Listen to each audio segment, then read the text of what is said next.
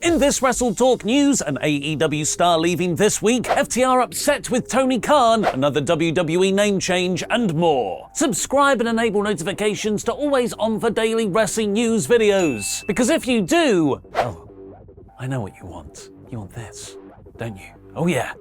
Yeah, we both know what this is. But what does it mean? When's it gonna pay off? Why is it wearing a cape? You're wearing a cape because you're a cute Mr. Super Bunny, aren't you? Yes, you are. It's Rabbit Hole Week, folks! So subscribe to WrestleTalk for all the latest updates as we venture deep into someone's hole. Support WrestleTalk! The other most popular thing, aside from bunnies right now in wrestling, is wrestlers saying they're unhappy in AEW. Some are through cryptic tweets, others are a bit clearer in media scrum interviews. But the most special kind is when you weirdly blend it with a loser leaves town match stipulation. AEW have announced that this Friday's episode of Rampage will see Andrade and AEW versus the Dark Order's 10. So far, so missable. But they've added a potentially huge extra layer where if Andrade wins, Ten will have to leave the Dark Order and join him after Andrade has been trying to recruit him for the last several weeks. But if Ten wins, Andrade will be finished in AEW. Usually you'd think this is setting up a predictable Andrade win. He's the bigger star. The ramifications of him losing are a much bigger deal. But there are two large indicators pointing to him actually losing and thus leaving the company. Firstly is AEW promoting this Friday's special live episode of Rampage as the 2-year anniversary of Brody Lee's final match in the promotion. Typically on those commemorative shows, members of Brody's faction, the Dark Order,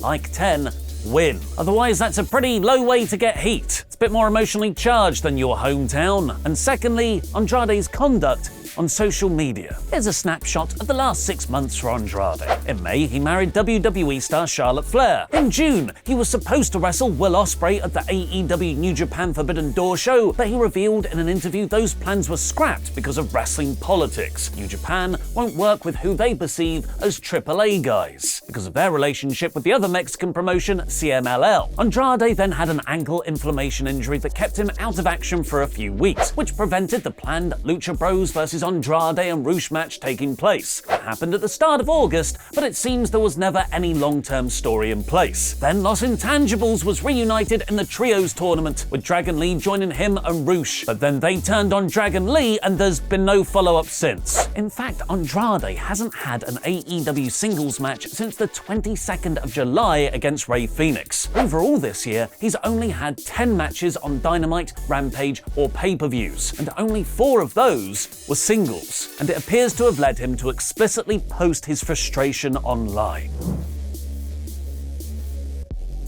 At the start of September, Andrade posted "out" on Twitter, which caused a lot of people to start speculating about his future with AEW, especially with several other names reported to be unhappy there. He then clarified he just meant the title of that weekend's pay-per-view, All Out, because those kind of jokes where you're joking but actually kind of not, oh, they're great. After that, he revealed he's been told not to use his spinning back fist move, perhaps due to its similarity to Jericho's Judas Effect finisher, and then at the start of last week, he just tweeted hourglass emoji. The post speculated to either be about waiting for his AEW contract to expire or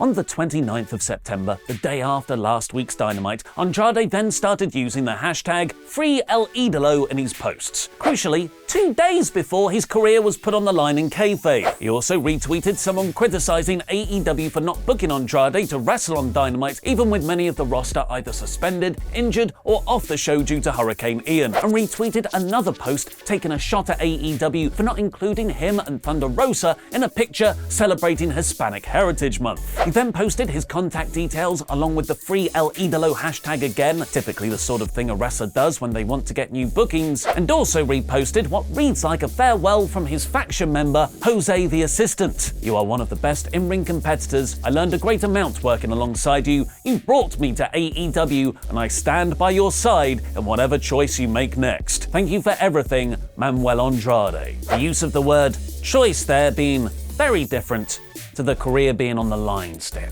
During this, he also publicly liked a post that read, "He needs to go back to WWE, brackets, home," and replied to a fan hoping that 10 beats Andrade so he'd have to leave AEW. Me too! So, is all this a way to promote Friday's match, or a legitimately disgruntled wrestler actually about to leave the promotion? In the "it's a work" camp, we have the fact that Rampage is live this week. Usually it's pre-taped after Wednesday's Dynamite, meaning spoilers always come out. By having a big stipulation live like this, it certainly made me more interested in watching the actual show. Roosh! He literally just got signed. Him and Andrade are very close in real life, having started their Los Ignorables faction back in 2014. It had previously been reported that Andrade's aim in AEW was to get the whole family in as a faction, which would include Roosh, Dragon Lee, Rick, and Charlotte Flair. And finally, following the backstage turmoil over the last month, Tony Khan has reportedly decided he will not be granting anyone releases from their contracts. To then immediately let someone go in an on-screen storyline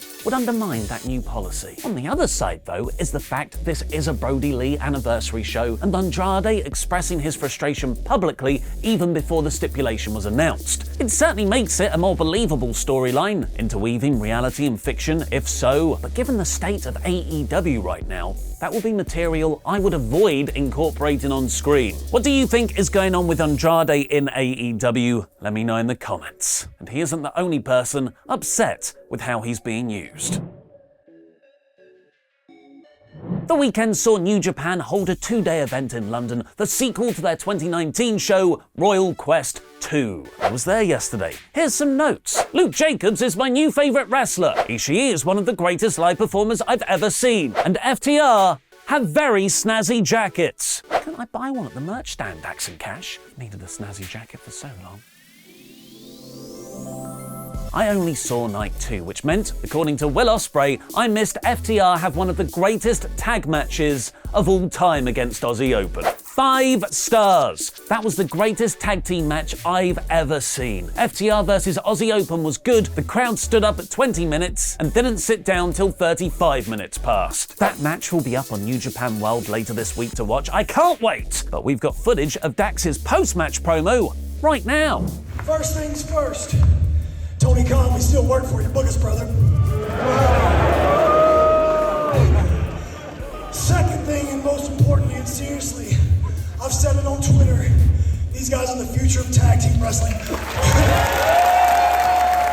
Similar to Andrade, despite holding the IWGP, ROH and AAA tag team titles, FTR's last AEW tag match was Forbidden Doors 3-way, where they won the New Japan belts. They've wrestled on Dynamite and All Out a total of only 3 times in the months since. Their last straight tag match was on the 25th of May, significantly hampering their AEW momentum despite being one of the most over acts in the company. Hopefully Tony Khan hears that and books them in an AEW tag match soon. In the meantime, Ricky Steamboat's just going to have to step in and book them instead. Sports Illustrated have revealed that wrestling legend Steamboat will return to the ring for Big Time Wrestling on a special Return of the Dragon show on the 27th of November. He'll be tagging with FTR against the Arn Anderson-managed Black Machismo, Brock Anderson, and a mystery partner. And what will be his first match since 2010? Tony might just be too busy with his latest signing target, Juice Robinson. PW Insider is reporting AEW has massive interest in signing Juice as a regular of the AEW roster. This is following Khan reportedly signing both Roosh and Bandido last week, signifying AEW is not slowing down their talent acquisition. Once upon a time, you wouldn't want to go to WWE because they'll make you change your name. Juice Robinson would have become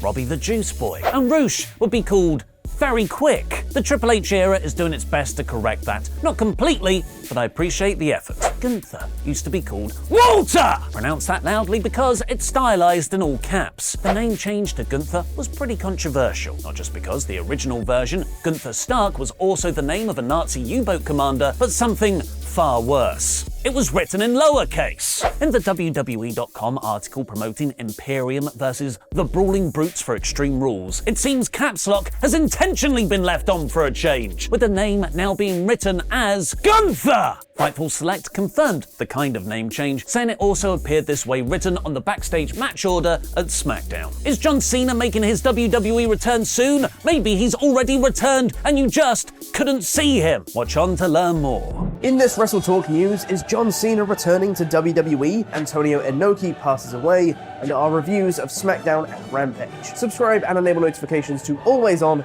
for daily wrestling news videos.